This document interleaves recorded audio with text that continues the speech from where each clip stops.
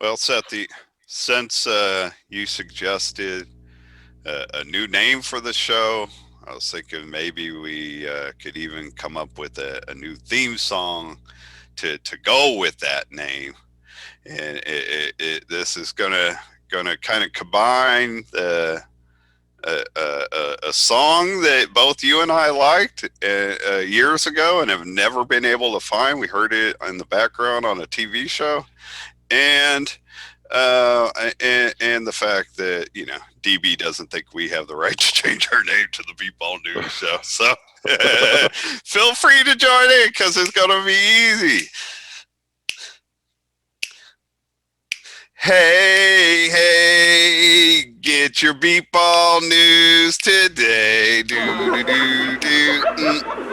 Hey, hey, get your Beepball news today. Hey, I guess you're not going to jump in. You know what song I'm at least going with? Hey, hey, you don't remember that, do you? No, after all. Uh, All I right. do know the snapping sounds familiar, Yeah, it didn't but snap. I'm out of rhythmly trying to get the song into rhythm.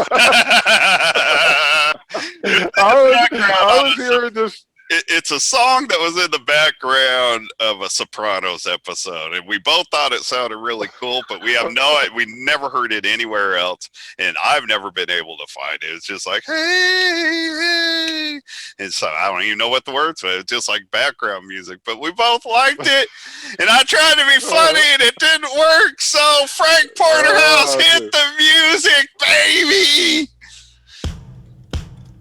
We are still indeed the Beatball Blues Show. But I'll tell you this, DB, if we wanted to change it to the Beatball News Show, we would. We don't care what you think about it. We aren't worried about us getting our facts straight because you, sir, don't worry about getting your facts straight. We'll have so much. Well, we'll have more on that. We won't have so much more on that. We will We have won't have. more on that as we go on. Neil DAWG and Bam Bam back here with you as had it set. Neil Dog just chilling on this lovely Tuesday afternoon on the West Coast. Where else would you rather be than right here than right now? We have Well, to go. We had to go on Tuesday.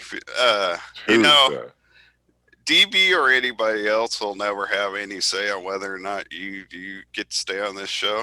But your internet might have something to say on whether or not you get to stay on the show.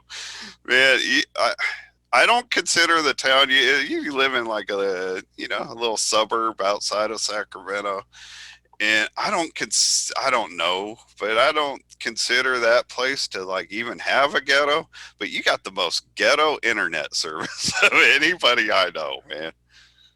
Dude, I got Xfinity, man. What are you Well, talking about? I don't know dude, what dude, Xfinity you dude, got, but your internet service is horrible. dude, well, actually, my internet is down. It is down. I do not know why. And so I'm using my iPhone hotspot to power my computer because I don't want to hold my iPhone. If Don't you, blame me for that. yeah, right now, if you would like me to hold my iPhone, No, or no. perhaps, I just or wanted. perhaps task each of my kids with holding the iPhone for 15 minutes. Oh, I I would would be do the okay show. with that. I like assigning job to your kids. I almost feel like they're like my kids that I'll never have. So Yeah, right. I like Free assigning. labor. Yeah. That's what I was saying. They're free labor. Not the first time you pointed that out on the show. Anyways, Free labor. we got a whole bunch to get to. We just had the first, the big tournament of the year that was successfully pulled off by Darnell Booker and the Indy Thunder. The Indy Beepball Bonanza just was completed. We're going to be talking about that. We're going to be talking about the attack that this show was under since we posted our last episode. But one thing I want to jump into first, I want to give our friends with wool a plug. I was sorry that we had to scrap yesterday's show because I was really happy with the plug I gave them. So I'll Uh, try to, if you could help if I miss anything that I highlighted yesterday. But there are two significant things to point out with wool. One is, what did I say first yesterday, man? All right, so one is there are two. I want hold on. Let me go right. check my show notes, Neil Darby. Yeah, You right. know I'm I know. writing down everything you I say. know. I I there. pay every word. There's two things I want to plug, and I want to do it specifically one in order. And I could all of a sudden I was drawing a blank on which one I did first yesterday and why, but I'm clear on it now. So Wool, as a fundraiser, they are doing a donation-based drawing. A $5 donation will get your name into the drawing, and if you are willing to put a 20 spot down, you will get your name thrown in there 5 times for that $20. So you should check out Wool, get in touch with them. You can find them, the MBBA's Women of Our League on Facebook. You can email them wool at mbba.org. WOOL, obviously, at mbba.org.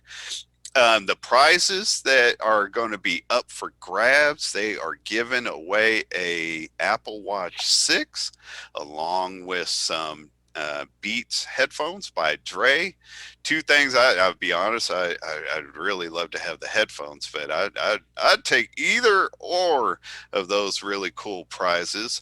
And I want to say thanks to Faith Penn specifically because there's on Clubhouse. There now is a Beepball Nation club, and they did an open house and letting people come up on stage and ask questions. And when Faith Penn talked about the drawing, Chris Jackson, because at that time they were saying you had to be present to win, and Chris Jackson suggested he thought that it might be better for them to do it not demanding that you have to be there to win, and I echoed that. And my thought is just haven't been involved with fundraisers that if I think you stand a chance of making more money if you don't demand that the people be there. It's more exciting, of course, to have the person whose name called to come run it up and collect.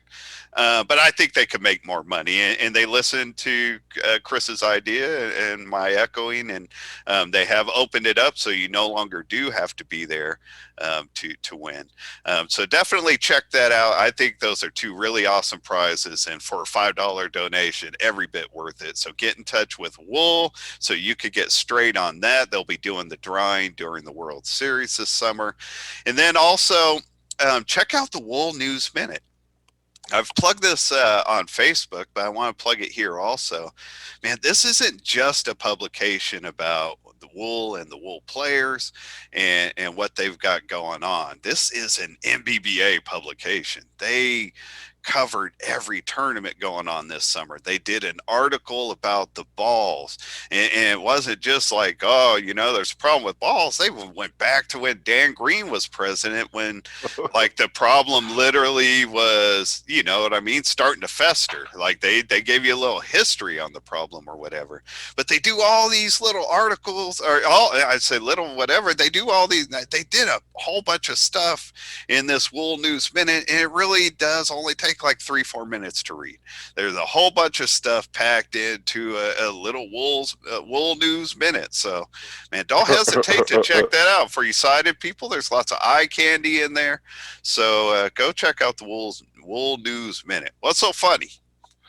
It just is that you describe it as packing a lot into it, and then you describe it as only being 3 or 4 minutes long. Yeah, I'm just interested in yeah. to see how much your description one of those descriptions perhaps is not. Fair enough. Fair enough. Yeah, They pack a lot of different things in, a variety of stuff into right, an easy read. It's an easy read. A right, lot right. of people are quoted. A lot of things are highlighted. It's impressive. And what's really impressive, like I said, it's an MBBA quality publication. This is covering the MBBA. It's not covering wool. Even if it was only covering wool, you knuckleheads should all still go read it. Support the women of our league. Nevertheless, it's so much more than that. They are doing a publication about the MBBA, and it's a short, easy read. Everybody should check it out. So go do that, man. Next up is and Wool. Feel free. Any member of Wool that wants to, feel free to post the link to that in the comment section anywhere you find our show. To make it easy for people to find, feel free to do that, please. You are always welcome. We got your back. Next up, before we dive into how we were attacked, we want to give Darnell Booker some love for having thrown what seemed to be an unbelievable tournament this weekend for several reasons. The broadcast, the quality of the broadcast, beepball games on TV is just such a rare thing, even though we got 40, closing on 50 years of history. It's just unheard of stuff, Doc. You know what I mean? So having those games on TV was awesome, but the quality of those games was just really cool. I thought they were really smooth. It's funny. The one thing, I'm quiet because I don't know how bad my internet is chopping up. So I don't know what I've been thinking. What I plan to do today, if you cut out completely, I'm just going to pause it. I'm not going to leave us hanging. It's easy enough for pause. We don't have guests, so don't worry about it. Just jump in, however, and if there's a problem, I'm just going to pause things. I listened. I tuned into the at least to the championship game. For 3-4 innings of it. I mean, I found it highly entertaining and stuff. I thought the quality of the broadcast was really good. I did not recognize DB's voice. I didn't. I haven't talked to DB that much. Right. In my life, and so I was like, man, who is that? You didn't know. You didn't know ahead of time that he was going to be part of the broadcast? It didn't. No, I mean, I remember reading it, but I didn't remember it. You know what I'm saying? Yeah, it wasn't. Yeah. I clicked on it. I was like, man, it doesn't. And then, it surprised me. To realize it. Right. And he did a great job. Actually, I thought. Absolutely. Outside of the one thing I'll say, he's really good. Yeah. He knows beepball. The only thing I would say is stop talking. If you can hear the ball being hit, just stop talking. But I mean, he would, make these, the analysis and the history of the game that he had. I mean, I certainly, I have nowhere near that skill. I couldn't do that. But I thought the play-by-play guy, again, like you said, it sounded all professional and stuff like that. Outside of that one little criticism I had. And I understand what you're saying. Like if Benny was making a point and the ball would be hit, the whole time the runner was running to base, Benny would continue on with his point. Right. And it would be better to stop and let the play-by-play man give the play-by-play while the play's running. Right. That's something we talked about when we tried to record the show yesterday. Yeah, we were both in agreement with. It's not even. It is a criticism, but it's not a harsh one. It's just a preference. And yesterday. Right. Yesterday we acknowledged, like, I know I heard them say they were like 80 feet away from the field. So I don't know how well, like, they were mic'd as far as hearing the field. So I don't know that DB always knew knew that. I think so because of how he was responding to most balls hit. Like if he thought it was foul or so, whatever. I don't know. Either Right. way, that's just what we think. Anyways, Right. it's better to let Right. the play-by-play person do play-by-play while the play's going on. I Just a mean, that's thought. how Just a thought. But other than Since your that, though, analysis can your analysis can wait. yeah, That just that's a good point. Actually, sorry. right. I'm really No, trying no, hard go ahead. for us not to talk over each other because I know it's not good for the audience. You know what I mean? So, I don't know. So the audience knows we're trying to get better Right. at it in our interaction through the internet. It's more difficult when there's guests here, but we don't want to talk over each other. Just Right. so folks know, we don't want to do that. It just happens. I was talking to Booker.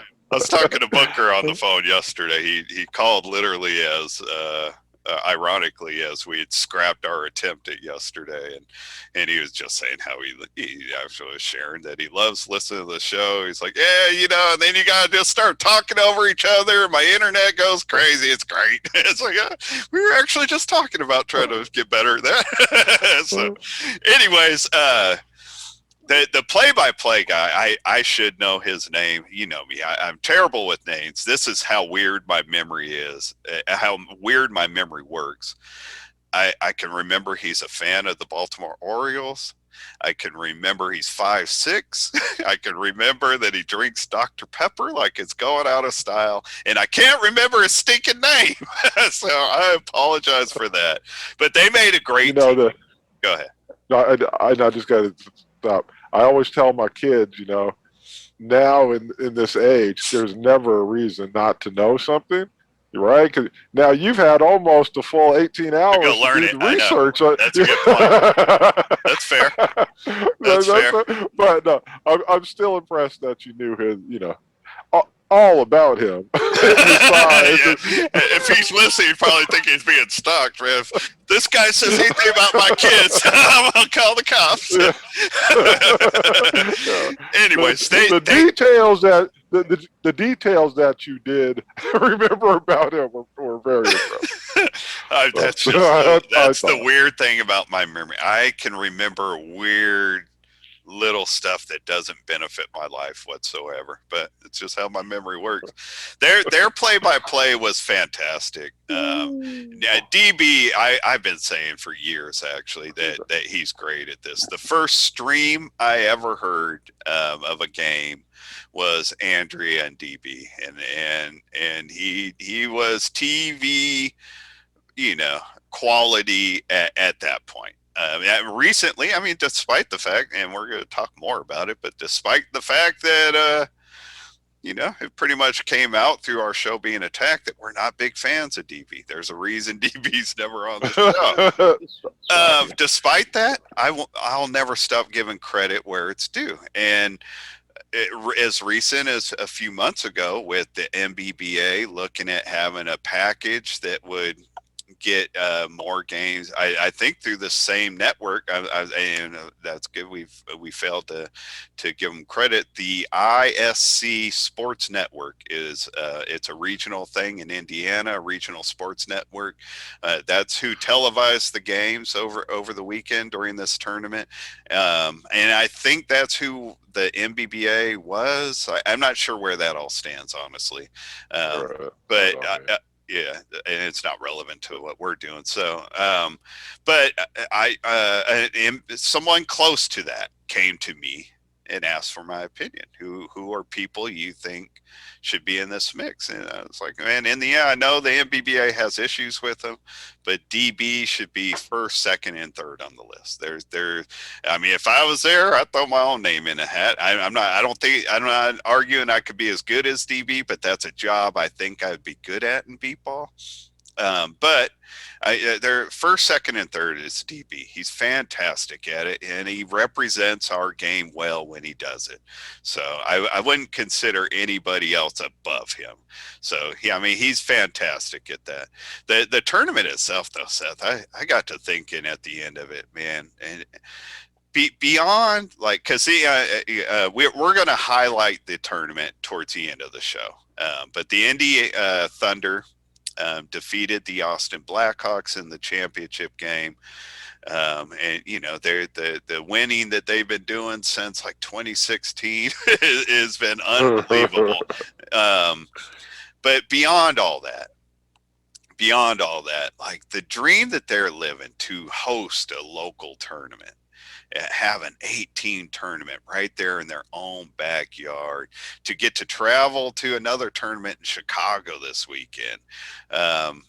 You know, all the games they get to play, the fact they're all together, and then also that Darnell's doing such a fantastic job of getting things like a sports, you know, the local sports regional like TV channel to cover them.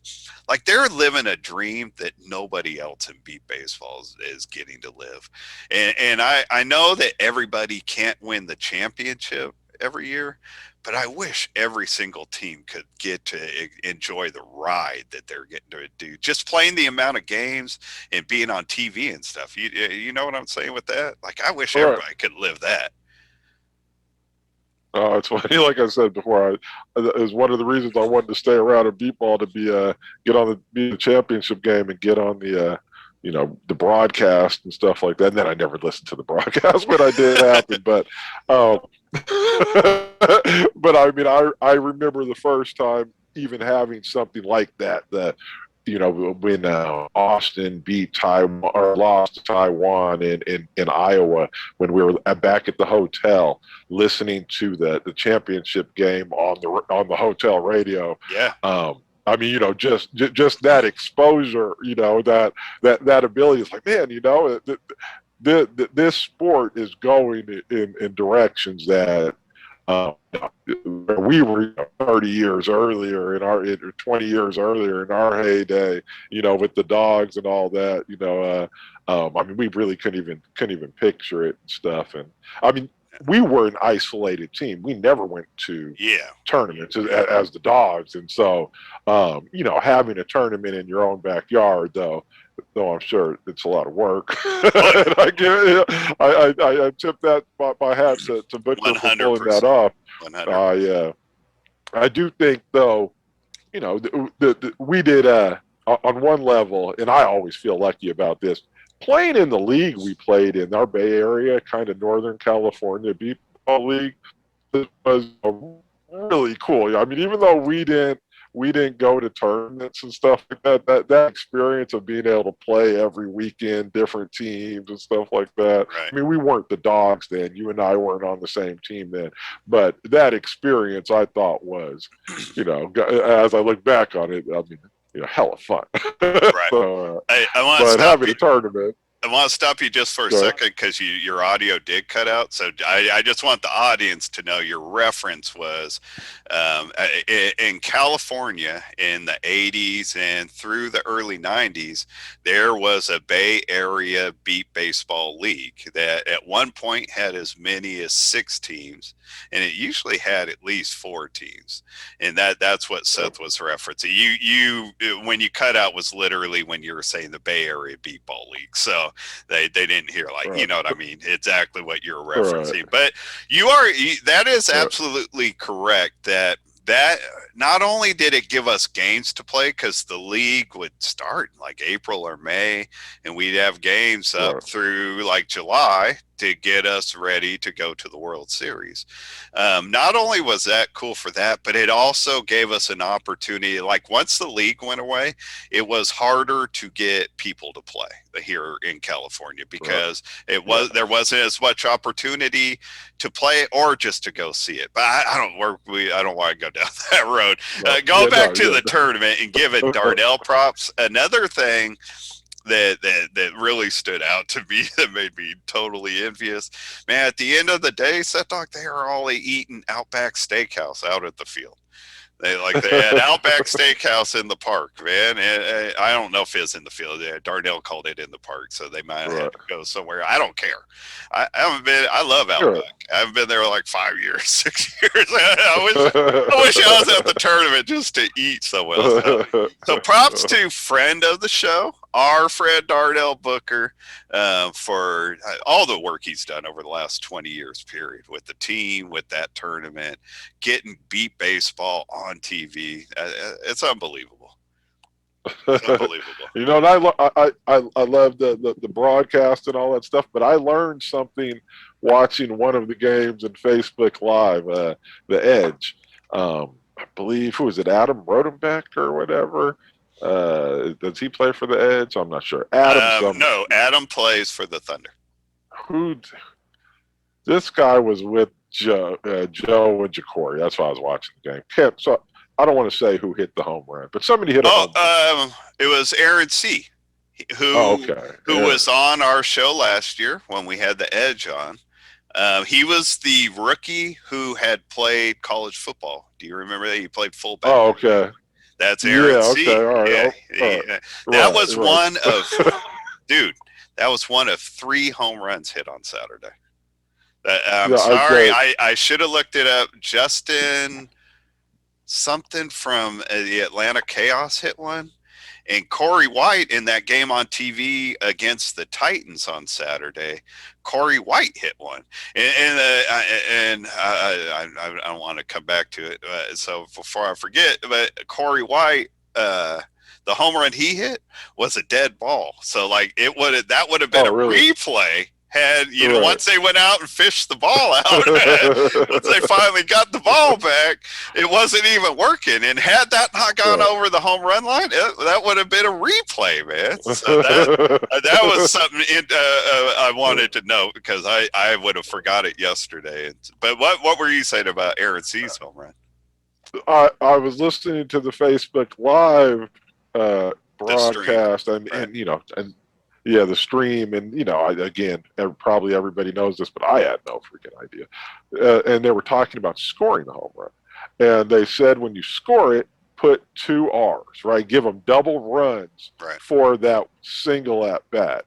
And I was like, man, really?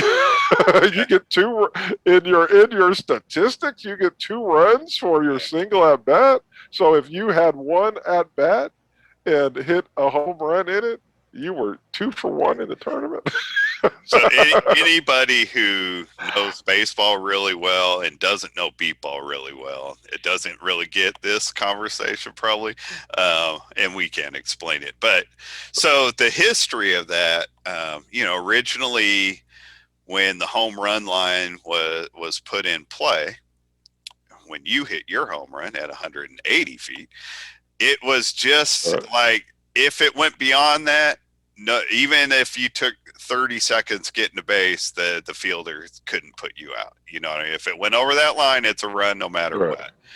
And I also, at the time, felt like that wasn't enough. I wasn't part of changing that to where hitting a home run gives you actually 2 runs. But, that rule is so unknown, Seth, that it got done in a championship game between Taiwan and the Dogs, maybe.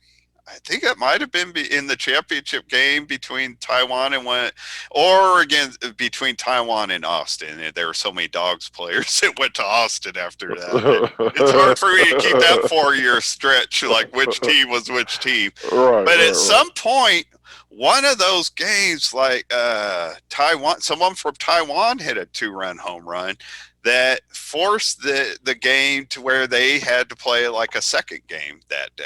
It was, you know what I mean? That's how they beat the undefeated team in the first game. But literally nobody knew that because nobody knew the rule. Like they turned off the stream and gave whoever the Austin or the Dogs, it might have been Austin because it feels more recent. Right. But it was like, well, congratulations. And all of a sudden, like emails coming out. It's like game 2's coming because they hit the 2-run home run. I mean, I'm not describing it. I'm not giving it the justice it really is. But believe me, you're not the only one that doesn't know that. Like the umpires didn't know that the day the championship game years ago. Yeah. So no, I mean, I've always known that it's a 2-run score. I've known it's a 2-run score, but I've never thought about how you would score it Oh, in okay.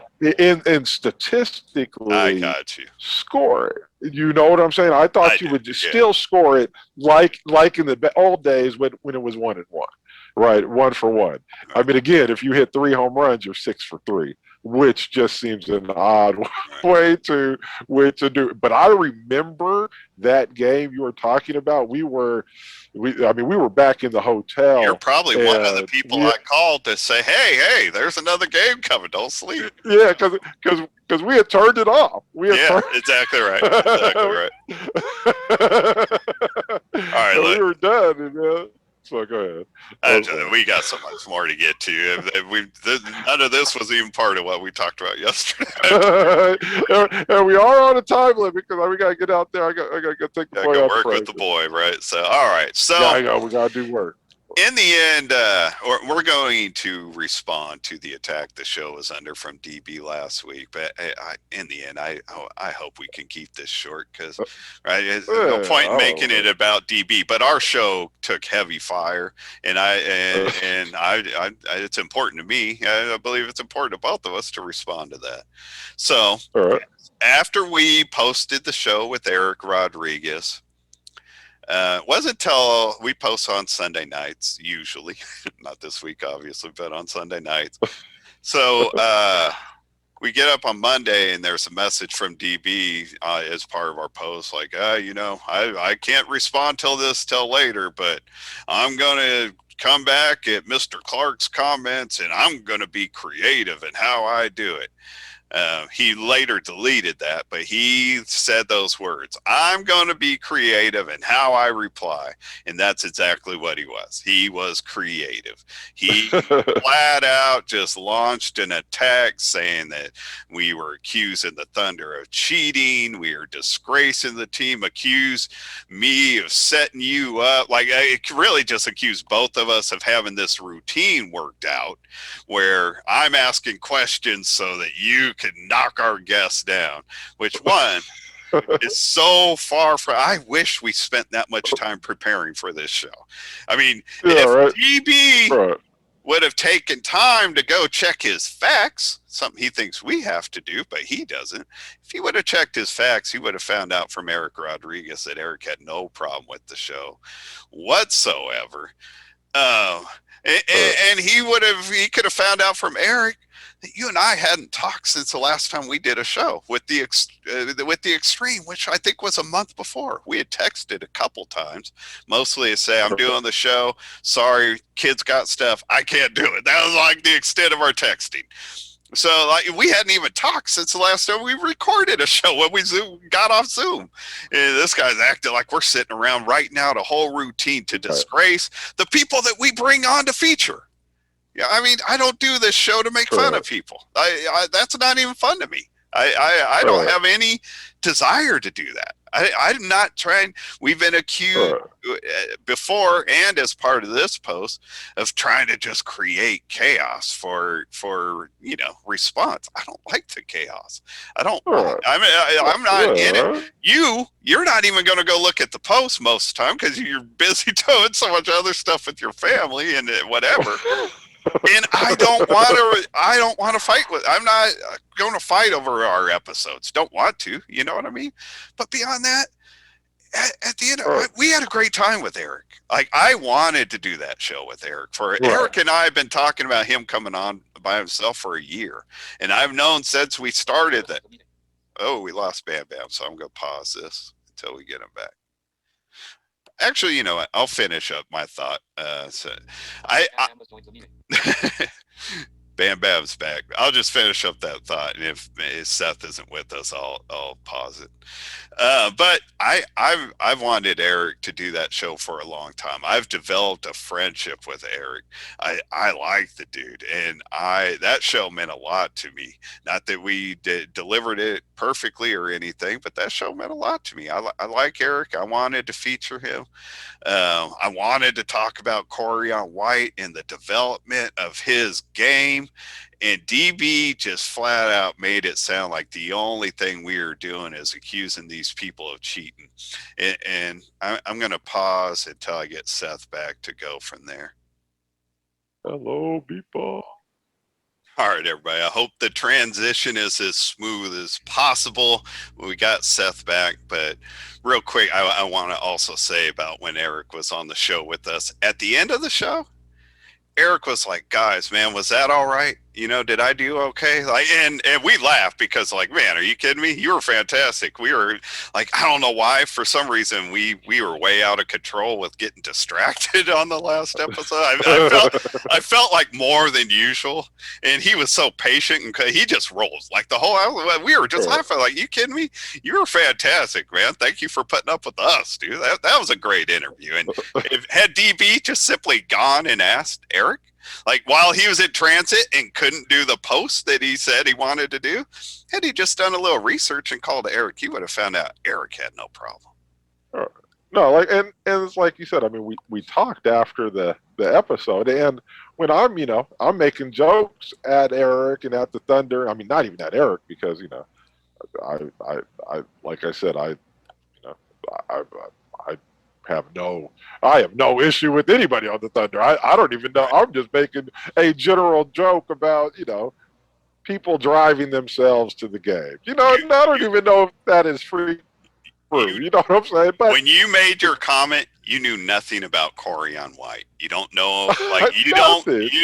I do, but you don't Right. know how old he is. You don't know anything about his No. game, his eyesight, nothing. No. And in the end, I Nothing, guess dude. it's important to say right there, since I said about eyesight.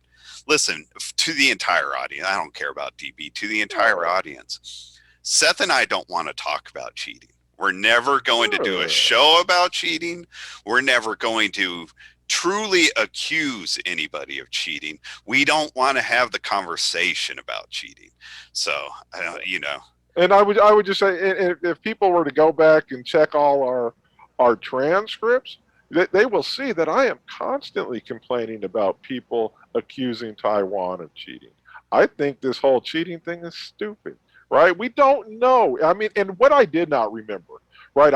I kind of remembered the play that at some point I said, I saw it with my own eyes or whatever, but I just kind of remembered the play, disembodied from the other things of the world. We weren't as the Heat. We weren't involved with the patching incident in the championship game with Thunder, and of course, we've also been with the Jets, and both times, I can't say, especially with the Jets, I thought it was stupid. And with this Thunder thing, the ball was clicking, right? I mean, and I know people can make those sort of plays. I mean, and so I don't know, right? But I know at the beginning, in the middle of those two games, I was standing with Tyler Rodriguez joking around, right? I mean, we're joking out and having a good time and stuff. He's talking about, man, would you guys request me to get patched? And I'm like, I'm like, why, man? And I won't go into his reasons why or whatever, but they were funny. They were dude, funny. I like Tyler. I would like us to Oh, have him on. We can't do the Thunder every other week, but I would love to have right. Tyler on sometime. I like No, it. he is He's a good funny. I dude. mean, that's the first time. I talked. The guy came right up to me. He's like, man, Bam Bam, will you have me patched? I'm like, dude, like, why, man? And he gave me a reason, man. Right. But I mean, I don't Yeah. even know where I was going with. I mean, but in the end, it was dealing with Erik at that point in time. He didn't seem to have any problem with my joking. If I would have picked that up, I'm not surprised to hear that. I'm not I surprised that Erik, right, had no problem with it because he right. didn't have any problem with it Right. after it. But I no, was this worried though. I did. He was the first person I reached out to. I was like, man, because you know what I mean? I read this post from DB where we're just being torn in half and what a right, disgrace. And we owe them an apology. People should boycott, blah, blah, blah. It's like, I reached out to Eric's like, dude, man, I thought everything went fantastic. Are you feeling this? He's like, I don't even know what you're talking about. He did not.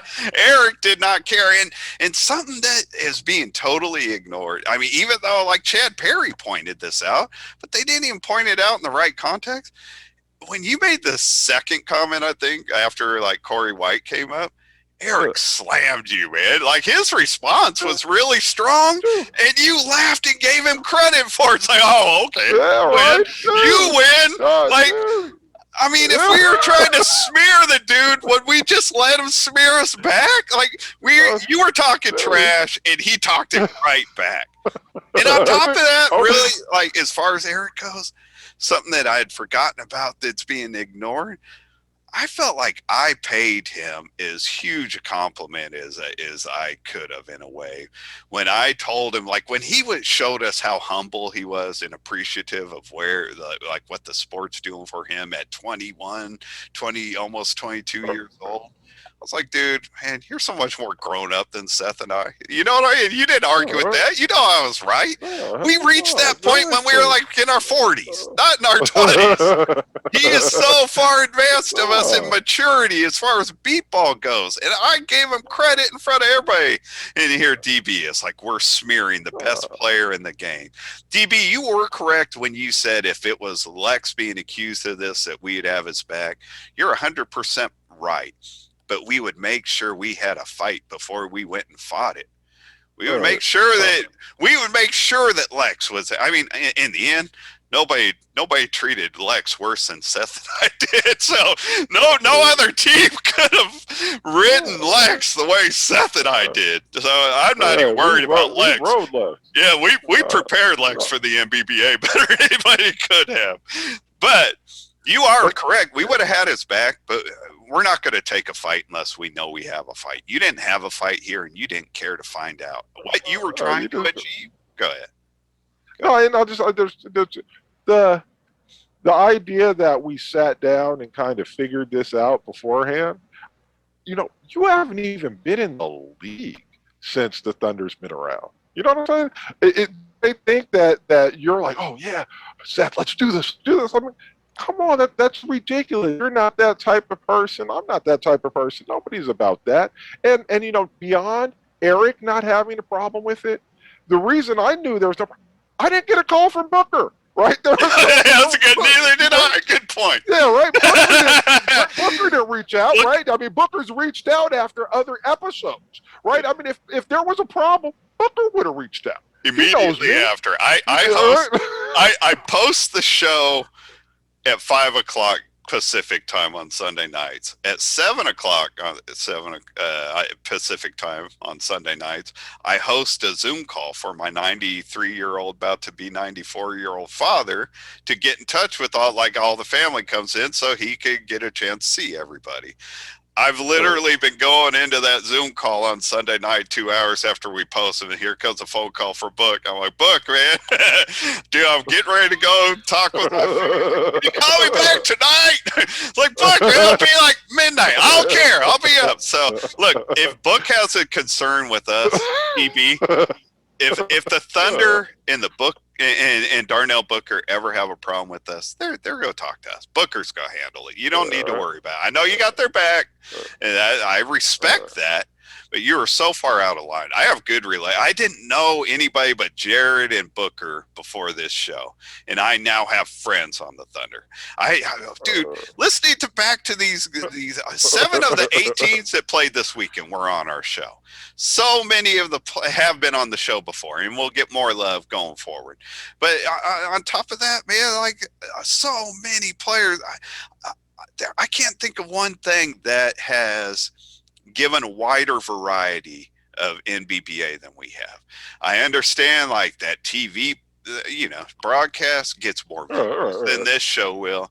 The games that are streamed in Beepball Nation and Beepball Central, they get more views than we're ever going to get. But nothing is given the variety that we have, covering wool, all the different teams, whatever. Like we don't just go after. What? Rules of Beepball, right? We've talked about rules. I mean, Rules of every baseball? aspect of Concerns? Beepball. Yeah, everything of aspects we've talked about on the show. And again, it's just DB looking for some Clickbait. nonsense. Exactly. I mean, and it was stupid. And one of the things that perhaps you know me not responding, like I don't look at the comments, Right. and it just kind of went on and took a life of its own. Right. I It I was was real ridiculous quick. in the end. I was surprised at kind of the number of people that piled on. You know what I mean? Uh, Like nobody had said anything until the DB spoke up. Then I was like, yeah, they only do this. They only do this. Like really, really. One specifically too that makes me laugh. I mean, I don't want to call people out by name, but it's actually somebody that's been on the show. When we did the COVID episode, he was somebody that piled on like, yeah, they shouldn't have done this and blah blah blah. And he did the same thing here. He piled on mostly on you. Seth only does this and that. Unfair assessment, in my opinion. This same individual has come to me 3 times with show ideas. Two of them, hoping to promote like a what's controversial. Sorry, I was trying. I was chaotic. That's not the word I wanted.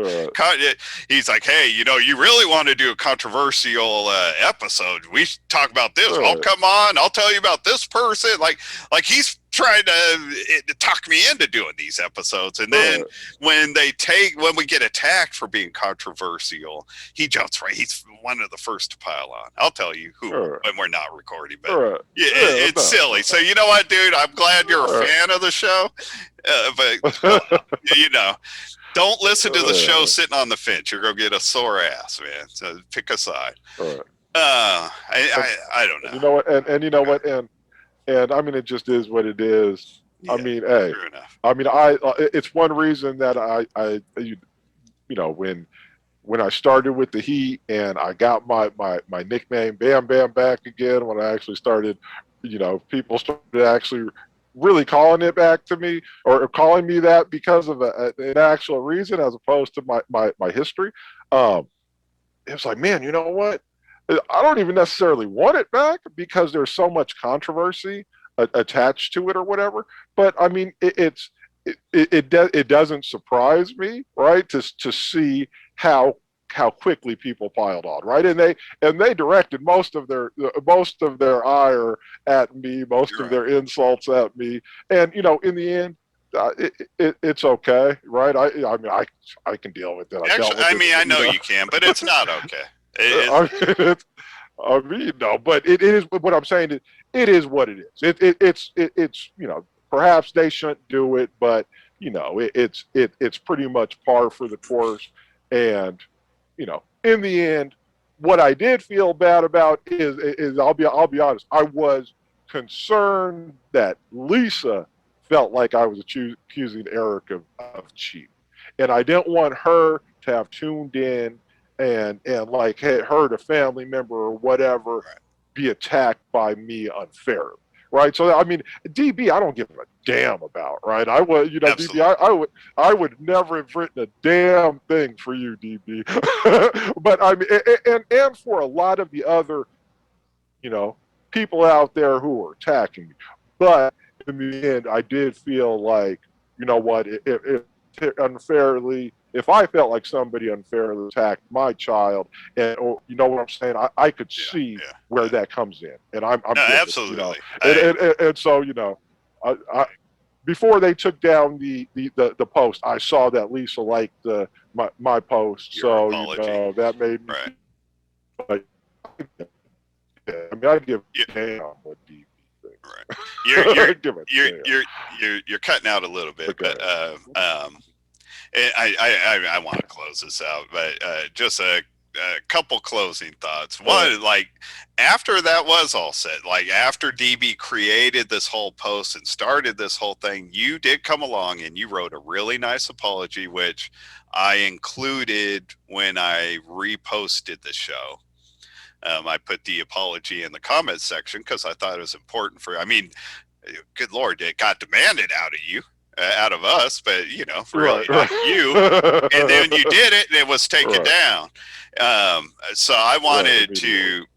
to repost it because I thought it was really well done. But the way I wrote that, Tanner Gears had asked, it's like, did the admins take your show down? It's like, no, no, no. I'd say DB, basically DB took his post down, and DB came Right, along. He's like, well, it served its purpose. It's like, in the end, it served your purpose, DB. Like, right, the apology was up there that I think would serve our purpose for people to see. Serve Seth's purpose after right, getting attacked, and you take that all down because everything you wanted to get seen got seen. And right. in the end, that was just a jerk off move, DB. It's just a jerk off move. You start the whole thing. Don't be a coward and take the whole thing down.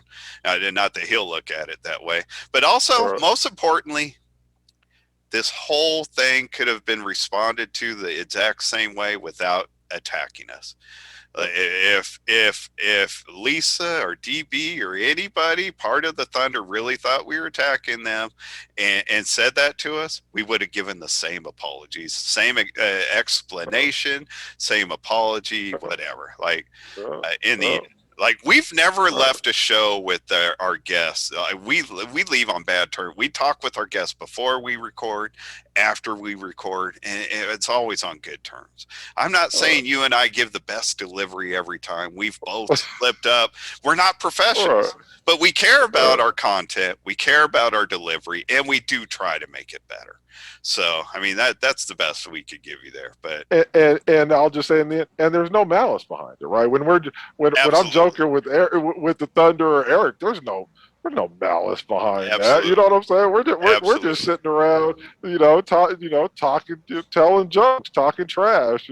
So to me, there's no malice, and to try to kind of turn it into something like that Actually, was thank you. ridiculous. Thank you for saying So that. it is One, what it is. thank you for saying that because one, it's exactly right. And two, it reminded me that I had something I wanted to close, saying to be DB both yesterday when we tried and today, and was forgetting it. This is just a little piece of advice, DB. Knowing that you have run for leadership as part of the MBBA and been unsuccessful, if you want to be part of leadership, you can't fix every problem in a house with a hammer. Not a hammer can't be the only tool in your toolbox. I'm not attacking you. I'm trying to give you advice you should listen to if you really want to lead in the MBBA. You can't fix every problem with the hammer. Sometimes you just need to get a quiet little screwdriver out, go up, tighten things up. It's quiet, and the only noise made is getting the screwdriver in and out of the toolbox. Going around and beating the crap out of everything with a hammer when you want something your way is never going to get you elected to anything. That's just my opinion, but it's a very strong opinion. I tried to tell DB this in gentler words a couple years ago. Uh, I don't know if he heard it then. I don't think he cares enough to hear it now, but that's just the way I feel. You're never going to get what you want handling things like a jerk off. I had to learn that the hard way because I used to handle too much like a jerk off. So that's just truth. And I've got enough on DB. Anything else from you? I'll just say, I've always handled things extremely well. I've always been Yeah, perfect. extremely diplomatic, a perfect gentleman, never raised my voice, and always the right to it. So, there you go. Sexy to boot. So, yeah, right. All But right. no, in the end, man, it's all good. But I do want to know if Dina will post this show to the Thunder site. He says he posts all the other Thunder-based shows. This is about the tournament, right? So we'll Anyway, see. I'm sorry. so I'm let's sorry. finish up. In the end, we don't have to recap the tournament a lot. Darnell Booker was cool and sent all the scores and stuff, and all all the all-stars on offense and defense. Congratulations to our dude Erik Rodriguez, our last guest, for being the MVP of the entire tournament. He made the all-tourney team on offense and defense. We are going to talk about the games, but not like in exact detail. Like I said, I'll include everything Darnell sent me in the comment section as part of the post wherever the show is posted. I just got to say, it's not. It does build on something we said at previous, but it wasn't until I was reading over those all-star teams that I realized there was a difference between Cory White and Corion White and Corion White. I was like, oh, there are two people. I'm sorry. I never knew that. I'm sorry. Yeah, no, you're good. I thought it was real clever on my own part. I want to share it with you. I know you never watched the episode, but when I had the Thunder on the very first time, it was Erik and Tyler Rodriguez, Zack Bueller, and Corion White, who is the younger brother of Cory White.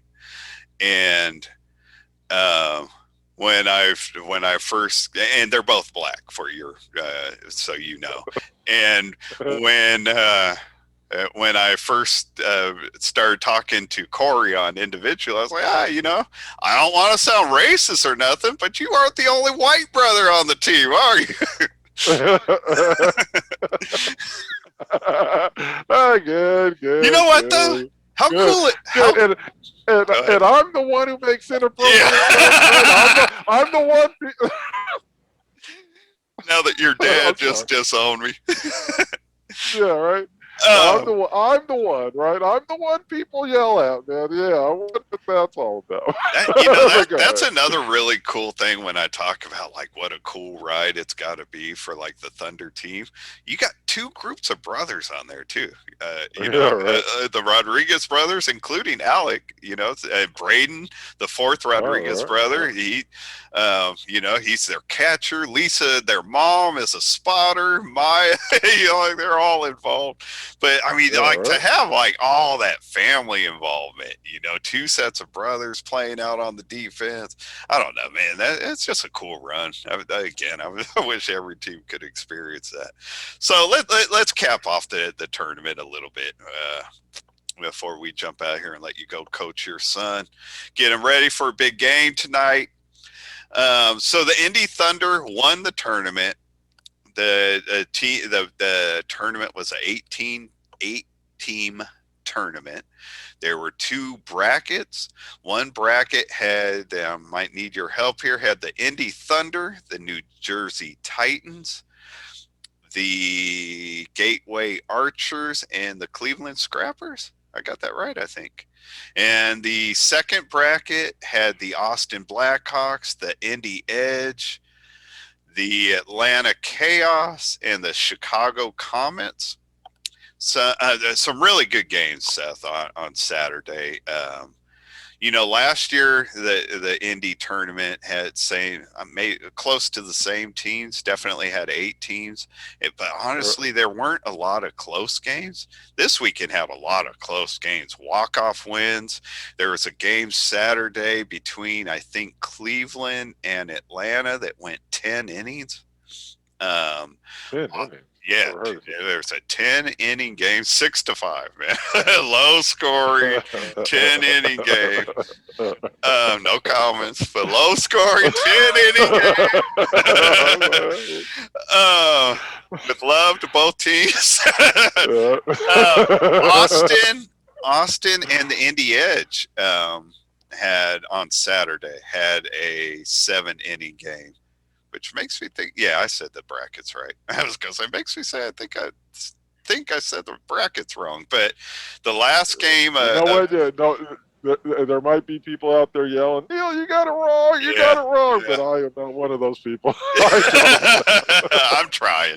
We'll have everything right when we post all the scores. But Austin and the Edge in the last group of games on Saturday afternoon had a 13-12 ball game. Mike Finn, our boy, his birthday was Saturday, by the way. Happy birthday, Mikey. Happy birthday. But Mikey in the bottom of the sixth scored a run to tie the game at 12-12, send it into extra innings, and then Darius Sterling, who was a defensive all-star for the Blackhawks, scored the winning run in the bottom of the seventh inning.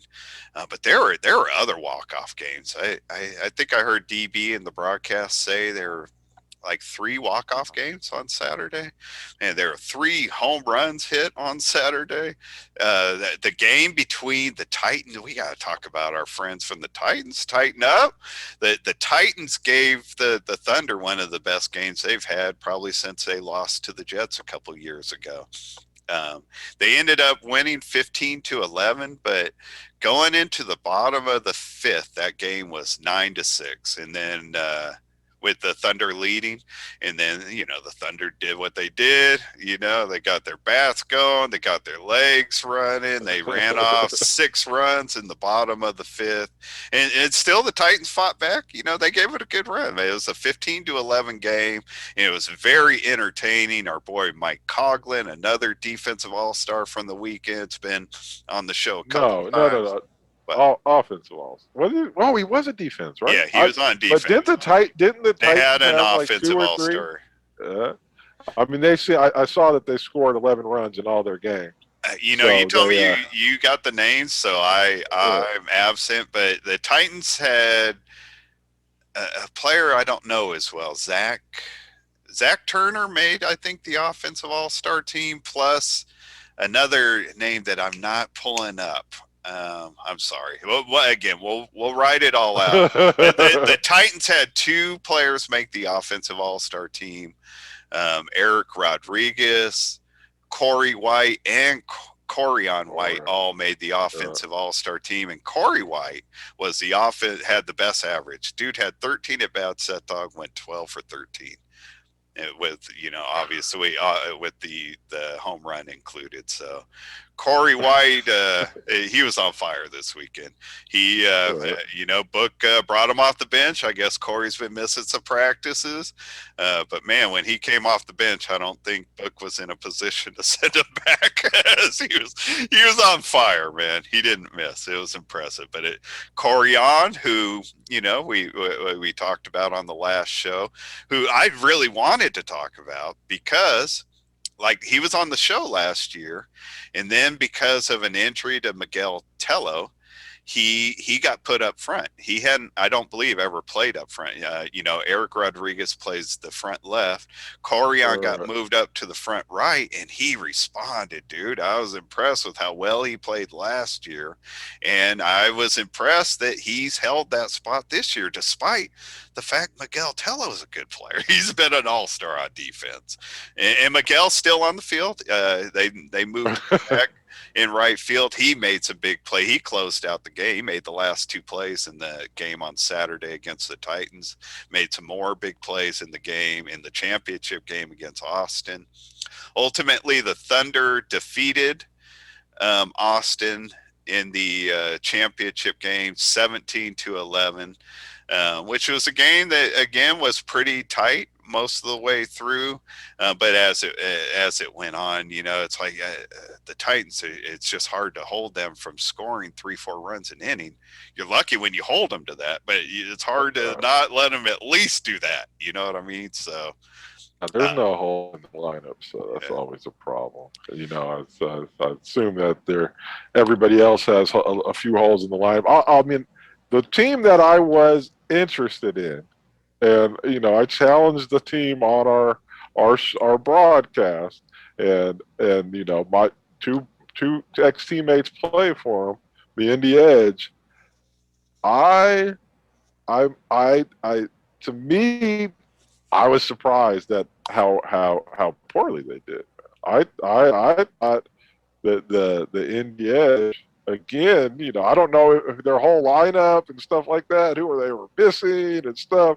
But man, I always expect them to do better, and they just seem to miss the mark And I just don't know why. I don't know if you saw any of their games or what it is, but they seem like they should be a dominant team, or you know what I mean, Yes. like a winning team. So, but I don't know. So I watched one of their games, Right.